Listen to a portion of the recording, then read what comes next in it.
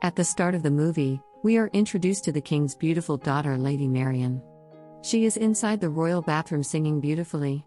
Just then, her maid, Broomhilda, approaches her and asks her to get ready. When Lady Marian gets up from the bathtub, it is revealed that she is wearing a chastity lock. It turns out that her father, the king, wanted to protect her from evil men, so he safeguarded her assets with the lock. Unfortunately, the key has been long lost and Marian has been desperately searching for the man who can open her lock. In the next scene, we see a group of men dancing to hip-hop music. One of the dancers sings about how Prince John and his sheriff have taken over England and are imposing heavy and unfair taxes on people. Elsewhere in Khalil prison in Jerusalem, we are introduced to the main character of the movie, Robin Hood. He has been apprehended for fighting in the Crusades and is being taken to the most notorious cell of the prison. There, one of the guards asks him who sent him there, but Robin refuses to answer. As a result, the guard takes out a tongue loosener and punishes him with it. However, Robin still does not budge. Tired, the guard chains Robin next to a prisoner named A Sneeze, mentioning that he will be back for interrogation again. After he is gone, the two prisoners introduce themselves and become fast friends. While Robin is imprisoned for something serious, A Sneeze is locked up for simply jaywalking. Soon they come up with a plan to escape and strike the metal bar, which is holding their chains. Luckily, the bar breaks and they are able to set themselves free. The duo then frees everyone inside the cell and collectively all of them escape through the ventilator. In the next scene, Robin and A Sneeze are on the beach, where Robin expresses his gratitude towards A Sneeze for helping him escape. As a sign of friendship, he promises to help him in any way possible. Hearing this, A Sneeze takes out a picture from his pocket, which belongs to his son Achu. He then hands over the picture to Robin and requests him to look after his son who is in England. Surprised, Robin asks how Achu ended up in England, to which A Sneeze replies that he's an exchange student. Being a man of his word, Robin promises to look after Achu and departs the place. However, instead of traveling on a boat like a normal person would, he swims all the way from Jerusalem to England. After reaching, he gets on a horse and proceeds towards his house. Surprisingly, on the way, he sees some soldiers beating an African boy. Robin quickly deduces that it's Achu, as there are no other Africans in the area. He rushes to save the boy and with his exemplary fighting skills, defeats all the soldiers single-handedly. After this, the two get on the horse and proceed to Robin's home, the Locksley Hall. Sadly, when they reach there, they find the house being towed away by a man. Enraged, Robin confronts the man and asks what's going on. The man simply hands him a scroll, and on reading it, Robin finds out that Prince John has confiscated his house for failing to pay taxes on time. Although Robin tries his best to claim that it was impossible for him to pay the taxes, as he was jailed in Jerusalem, the man doesn't listen and takes the house away. As Robin wanders the place dejected, he notices his blind servant Blinken. The two express their happiness at meeting each other after so long, but soon Robin is devastated when he finds out that his father has passed away. To make matters worse, Blinken mentions that even his mother, brothers, dog, cat and goldfish perished while he was away. As the two continue talking, Blinken takes out a pendant and hands it over to Robin, mentioning that it was his father's last gift for him. When Robin asks what's inside it, Blinken replies that it holds the key to the greatest treasure in all the land. After a while, Robin introduces Achu and Blinken to each other. As the trio is talking, a boy comes running at them from the woods. Being the kind man that he is, Robin asks the boy what's wrong, and the boy replies that he is being chased by the sheriff of Rottingham. In no time, the sheriff arrives with his man and demands the boy back, but Robin refuses to hand him over. As a result, the two get into an altercation which ends with Robin humiliating the sheriff in front of everyone. Before he sends the group away, he vows to take revenge against Prince John. Later, the sheriff of Rottingham meets Prince John and reveals that Robin is coming after them. Here, we get to know that Prince John is acting as the ruler of the kingdom, as his brother the king has gone to fight in the Crusades. However, instead of being a just and kind ruler like his brother, he is imposing heavy taxes on people for his own benefit.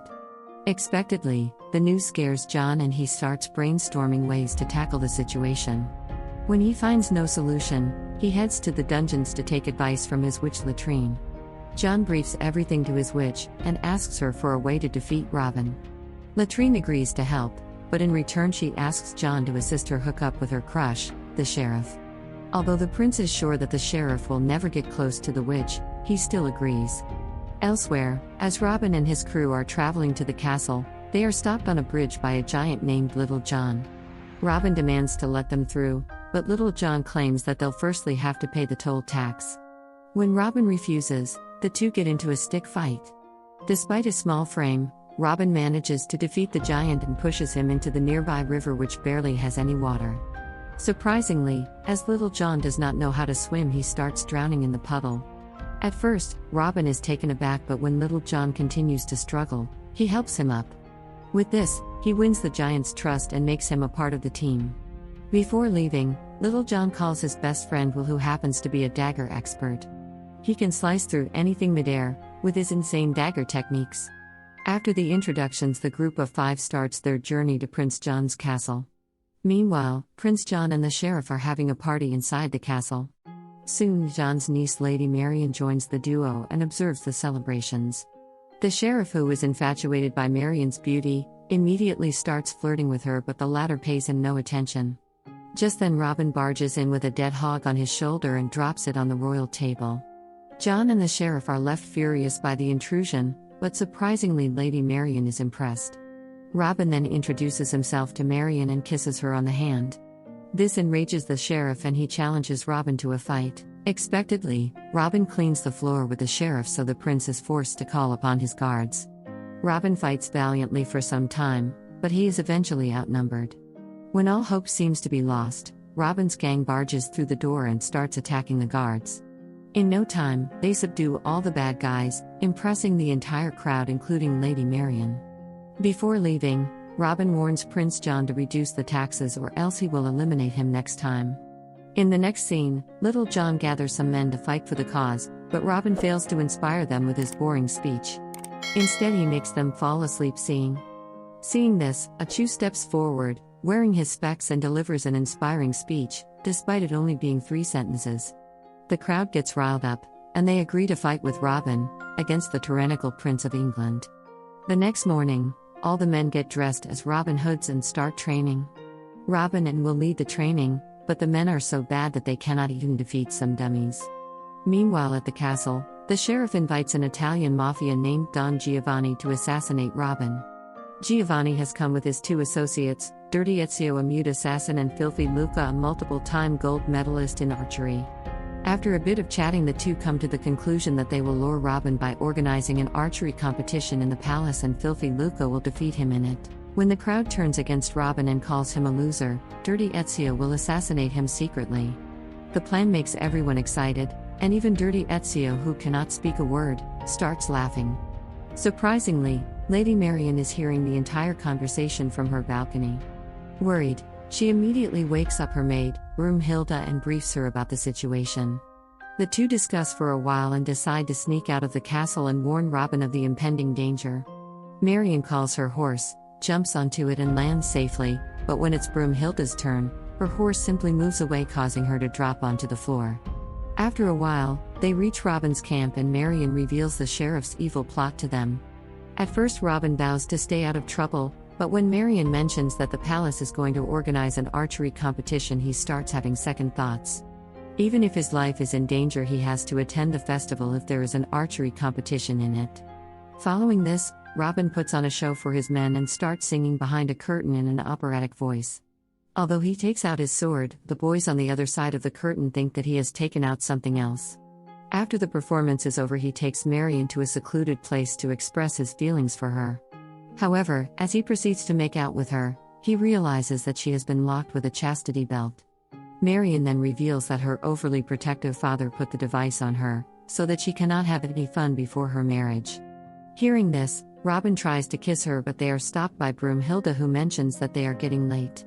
With this, the two depart on their horses, but not before vowing to meet Robin again. In the next scene, we are taken to the palace, where the annual archery competition is about to commence. Several skilled archers have come from all across the land, hoping to win the ultimate prize. As expected, Robin's men are also there, but they are disguised as women. On the other hand, Robin has worn the attire of an old man. Soon the competition begins, and only 2 men are able to hit the bull's eye. The 2 men are none other than Filthy Luca and Robin. Seeing him, the sheriff immediately deduces that it is Robin in disguise. Meanwhile, Dirty Ezio is hiding in a nearby tower, ready to shoot Robin. As the first round between Filthy Luca and Robin ends in a draw, they are instructed to have one more go at it. Robin goes first and once again hits the bullseye. He then removes his disguise and reveals himself to be Robin, much to the delight of Marion. However, when it is Filthy Luca's turn, he takes good aim and pierces through Robin's arrow, hitting a double bullseye. This gets the crowd going and they start cheering for Filthy Luca. At the same time, they jeer at Robin and call him a loser. Robin is in shock, as he is never supposed to lose in an archery contest. Hence, he takes out the movie's script to check if everything is fine. Luckily, he finds out that he has one more shot left. Prince John and the sheriff also check their scripts and confirm the plot. Wasting no time, Robin takes out his arrow, but just as he is about to shoot, Filthy Luca pushes him, causing him to fire his arrow up. Surprisingly, the arrow travels in the air, through the entire audience and lands on the bull's eye, thus making him the winner. This proves that movie writers can do anything to make their heroes victorious. As Robin celebrates his victory, an envious sheriff orders his men to arrest and execute him. This worries Lady Marion, so she vows to marry the sheriff, but only if he lets Robin go. The sheriff accepts the proposal and leaves the place to prepare for the wedding. In the next scene, a hangman places a noose on Robin's neck, just in case Marion changes her mind. Soon, the sheriff arrives with a minister followed by Marion, who is dressed beautifully for the occasion. She is accompanied by her uncle Prince John. As Robin watches everything unfold, the marriage ceremony begins. The sheriff accepts his vows immediately, but when it is Marion's turn, she hesitates. This gives Achu an opening, and he cuts Robin loose with the help of an arrow. With this, an intense battle ensues as Robin's men start fighting with the guards. Amidst the chaos, the sheriff grabs Marion and forces her into his room, attempting to make love with her. However, as he proceeds to deflower her, he notices the chastity lock on her. Determined, the sheriff brings a drilling machine and attempts to break the lock, but it's of no use. Just then, Robin enters the room and challenges the sheriff to a duel. The two go back and forth, and during the action Robin's pendant shatters and a key emerges from it. Surprisingly, the key lands in the lock and fits perfectly, implying that Marion's virginity is the greatest treasure in the land. Why did Robin's dad have that key? The boys are distracted for a while, but soon resume their fight. After a lengthy tussle, Robin accidentally stabs the sheriff with his sword. As the sheriff lies injured on the floor, Latrine approaches him and mentions that she has a pill which can save him from death. However, she will only provide him with it if he promises to marry her. With no options left, the sheriff agrees, and after being saved he is dragged away by Latrine.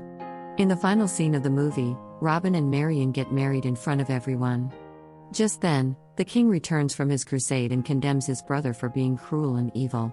He orders his men to lock John away and at the same time rewards Robin for his bravery and valor. The king also returns Robin's house back and lifts all the unfair taxes imposed on the people. The movie ends as Robin and Marion finally kissed each other. In the post-credit scene, as Robin tries to deflower Marion, he finds out that even with the key, the lock won't open. The movie ends as Robin calls for a locksmith. Fun fact: during the entire course of the movie, Prince John's face mold changes its location several times. Subscribe for more videos like this, turn on notifications and leave a like to help the channel out. Thank you for watching.